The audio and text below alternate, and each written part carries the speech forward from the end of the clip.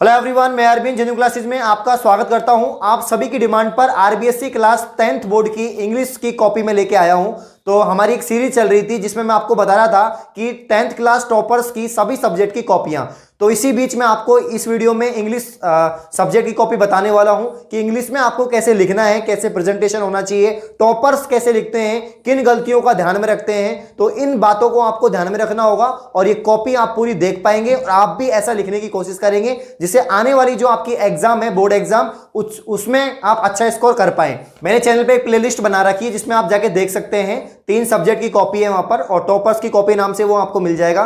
तो उसमें science subject की है, एसएसटी की और मैथ्स की कॉपी है। और नेक्स्ट जो आज की वीडियो है इसमें इंग्लिश की कॉपी के ऊपर मैं डिस्कस करने वाला हूं। आप देख पा रहे होंगे मेरी हाथ में एक कॉपी है, ये बोर्ड टॉपर की कॉपी है इंग्लिश सब्जेक्ट की। तो यहां पर आप सबसे पहले देखेंगे कि इसमें लिखा हुआ है कि सेक्शन ए, आप देख पा रहे होंगे कि सेक्शन ए सबसे पहले लिखा हुआ है। तो जैसे आपका इस बार जो पेपर है वो पैटर्न पूरा बदल चुका है क्योंकि इस बार आपके कोविड-19 की वजह से आपकी एग्जाम कम समय मिल रहा है, सिलेबस भी कम है, तो पैटर्न भी चेंज किया है। लेकिन सेक्शन आपके अभी भी है, आपके टोटल 5 सेक्शन मिलेंगे, section A, B, C, D, E. उसी प्रकार से यहां पर भी पहले भी सेक्शन थे। सेक्शन ए में यहां पर जो आपके हैं वो पैसेज दे रखे हैं, तो इन्होंने सबसे पहले सेक्शन ए को अटेम्प्ट किया है और कितना मतलब काफी अच्छी हैंडराइटिंग में लिख रखा है सेक्शन ए। और यहां पर लिख रखा है इन्होंने रीडिंग, मतलब कि जो रीडिंग पोर्शन है सेक्शन ए उसमें ये लिख रखा है। और उसके बाद में अनसीन पैसेज हैं, 2 आपके अनसीन पैसेज आते हैं और दोनों अनसीन पैसेज आपको करने होते हैं। अनसीन पैसेज फर्स्ट इन्होंने किया हुआ है और आप देख पा रहे होंगे कॉपी में स्क्रीन पर साइड में कि पहला क्वेश्चन करने के बाद इन्होंने 2 लाइन का गैप दिया है,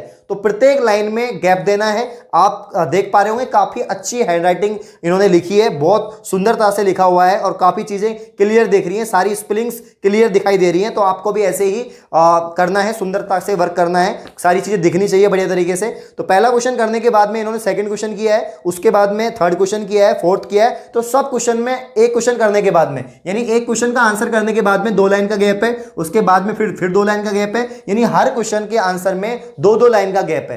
अब हमारी तो एक वो बनी हुई है ना, पैटर्न बना हुआ है कि हम तो वो ही करते हैं कि भाई आपके अनसीन पैसेज में आप क्या करते हो, छाड़ते हो कि भाई यहां से यहां तक है, एक तरह से आपकी इसका आंसर यहां से यहां तक होगा। आपको ऐसा नहीं करना है, आपको समझना होगा लैंग्वेज को। आपको अनसीन पैसेज अच्छे से पढ़ें। पहले सबसे पहले क्या करना है, आपको अनसीन पैसेज पढ़ना होगा, पढ़ने के बाद में उसके क्वेश्चंस को पढ़ें फिर आंसर करें। ऐसा नहीं है कि भाई ये क्वेश्चन ये है तो यहां से यहां तक इसका आंसर हो जाएगा, अगली लाइन पे यहां से हो जाएगा, ऐसे नहीं करना है। आउटनट बच्चों, आप किसी भी सवाल में अटक गए हो या आपसे सोल्व नहीं हो पा रहा है, बस आपको उस क्वेश्चन का फोटो लेना है, क्वेश्चन को क्रॉप करना है और 5 मिनट के अंदर अंदर आपको उस क्वेश्चन का वीडियो सॉल्यूशन मिल जाएगा। फिर चाहे आपका क्वेश्चन होमवर्क का हो, सीबीएसई का हो, यूपी, बिहार, महाराष्ट्र, राजस्थान, एमपी या किसी भी बोर्ड का हो, आईआईटी, नीट क्लास 6ठी से 12वीं का सवाल हो, इन सवालों का जवाब मिलेगा डाउटनट पर। या फिर किसी भी सब्जेक्ट का हो, physics, chemistry, maths, biology, science, आपके सभी सवालों के जवाब मिलेंगे डाउटनट पर। साथ ही क्लास 9वीं से 12वीं तक की चल रही है हिंदी और इंग्लिश मीडियम की लाइव क्लास। अब पूरी पढ़ाई होगी डाउटनट पर। 3 करोड़ से ज़्यादा बच्चे पढ़ाई कर रहे हैं डाउटनट ऐप पर। आप भी जाइए और इंस्टॉल कीजिए डाउटनट ऐप।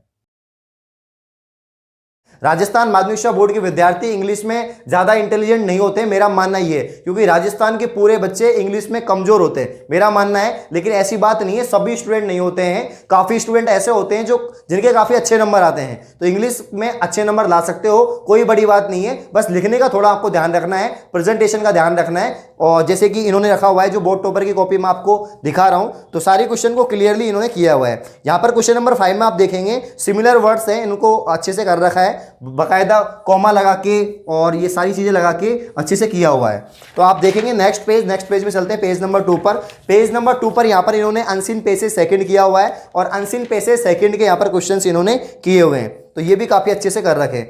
आप सेक्शन इन्होंने पहले सी अटेम्प्ट किया है, बी नहीं किया। बी जो सेक्शन है आपका वो था राइटिंग का और सी आपका है ग्रामर का। तो इन्होंने ग्रामर पहले अटेम्प्ट किए, सेक्शन सी इन्होंने पहले अटेम्प्ट किया है। तो ग्रामर में आप देखेंगे सबसे पहले जो क्वेश्चन आया करेक्ट फॉर्म ऑफ वर्ब्स का, तो यहां पर क्वेश्चन है आपका ग्रामर का कि करेक्ट फॉर्म ऑफ वर्ब। तो यहां पर करेक्ट फॉर्म ऑफ वर्ब आप देख रहे हैं कि इन्होंने पूरा एक सीक्वेंस में किया है कि ए का आंसर, फिर बी का आंसर, फिर सी का, फिर डी का, फिर ई का, सारे क्वेश्चंस के आंसर इन्होंने किए और इनसे मिस्टेक भी हुई है। आप देखना क्वेश्चन नंबर डी में इनसे मिस्टेक हुई है, इन्होंने हेड लिखा हुआ था और बाद में हेड को ऐसे काट दिया है। तो मतलब काटा भी तो एक लाइन, सिंगल लाइन ओनली ऐसे आपको खींचनी है, जिससे कि ज्यादा, काफी बच्चे क्या करते हैं बार बार वही गलती करते हैं, ऐसे कर देते हैं, ऐसा नहीं करना होगा। अगर गलती होती भी है, मिस्टेक होती भी है, तो आप सिंगल लाइन ऐसे किसी भी वर्ड्स पे लिख सकते हैं। ठीक है, नेक्स्ट है रिलेटिव प्रोनाउंस पूछा गया है, तो रिलेटिव प्रोनाउंस इन्होंने किए हुए, काफी अच्छे से किए हुए।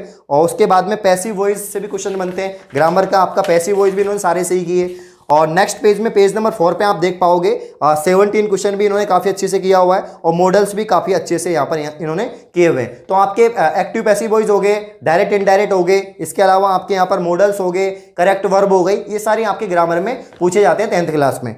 आगे चलते हैं, सेक्शन डी की बात करते हैं। सेक्शन डी आपकी टेक्स्ट बुक है, आपकी जो भी 1 या 2 टेक्स्ट बुक है, तो उन टेक्स्ट बुक्स में से जो क्वेश्चंस आते हैं वो आएंगे आपके सेक्शन डी में।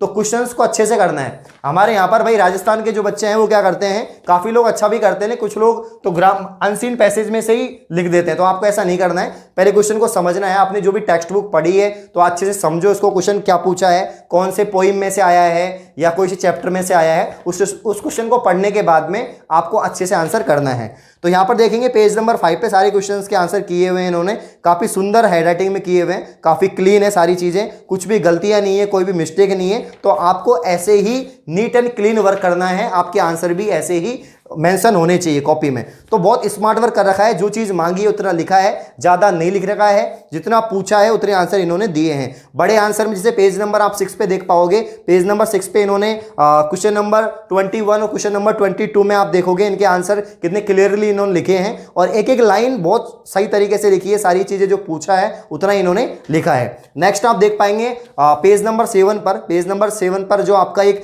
रेफरेंस और कॉन्टेक्स्ट वाला जो आपका एक क्वेश्चन आता है, तो रेफरेंस और कॉन्टेक्स्ट वाला जो है वो भी काफी अच्छे से किया हुआ है। पहले रेफरेंस लिखा है इन्होंने और लिखने के बाद में फिर कॉन्टेक्स्ट लिखा है और उसका एक्सप्लेनेशन लिखा है। तो 3 पॉइंट हो गए आपके, रेफरेंस हो गया, कॉन्टेक्स्ट हो गया और एक्सप्लेनेशन हो गया। ये करने के बाद में इन्होंने सारी चीजें की है।